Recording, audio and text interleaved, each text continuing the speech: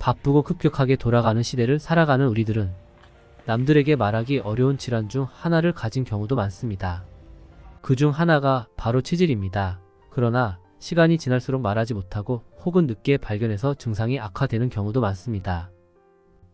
스스로 판단해서 집에서 계속 좌욕만 하다가 호전되지 않고 심해져서 치질, 사기까지 가서 수술로 이어질 수도 있기 때문에 괜찮겠지 하는 생각은 금물이라고 할 수 있습니다.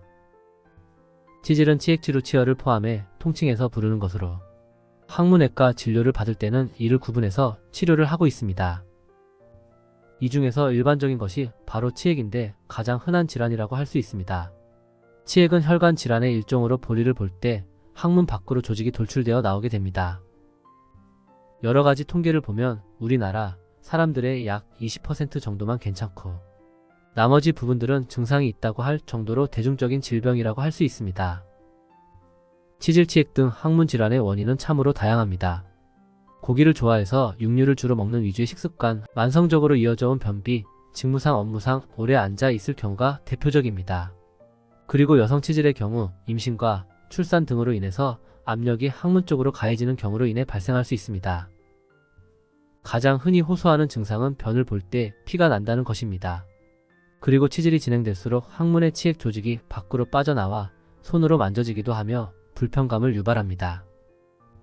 이런 경우 항문외과 치질수술병원에서 진료를 받으시면서 전문의의 진료를 받아 질환의 단계를 진단해 알맞는 치료를 할 수 있습니다.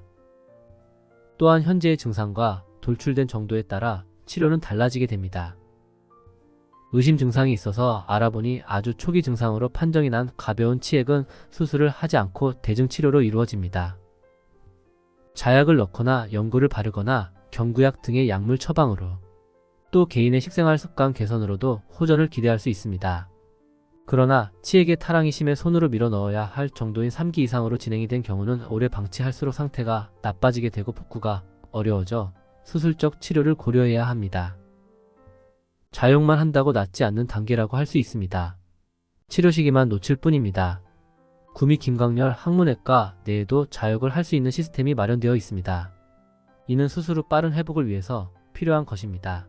그리고 향후 재발을 예방하기 위해서 또 앞으로의 치액을 예방하기 위해서는 식생활 습관은 반드시 개선하는 것이 필요하다고 할 수 있습니다.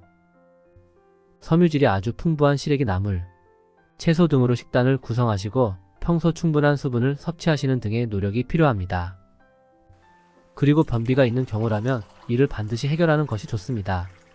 예를 들어 현미차를 마시면 소화에도 도움이 되고 변을 부드럽게 만들어주는데 도움이 됩니다. 화장실에서 신문을 보거나 또는 휴대폰 삼매경에 빠져서 20-30분씩 오랜 시간 동안 앉아 있었다면 이러한 습관은 반드시 고쳐야 할 것입니다. 압력이 항문에 가해질수록 치질의 위험에 노출될 수 있기 때문입니다. 이상 구미 김광렬 항문외과에서 말씀드렸습니다.